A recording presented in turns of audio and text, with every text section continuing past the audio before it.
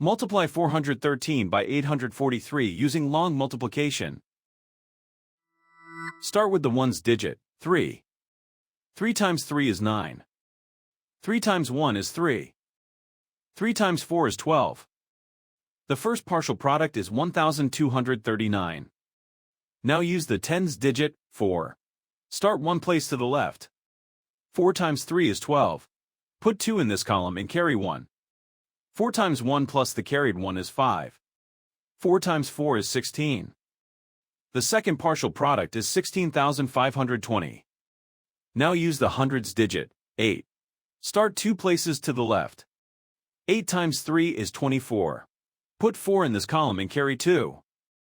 8 times 1 plus the carried 2 is 10. Put 0 in this column and carry 1. 8 times 4 plus the carried 1 is 33. The third partial product is 330,400. Now add the partial products, working from right to left. In the ones column, 9 plus 0 is 9. In the tens column, 3 plus 2 plus 0 is 5. In the hundreds column, 2 plus 5 plus 4 is 11.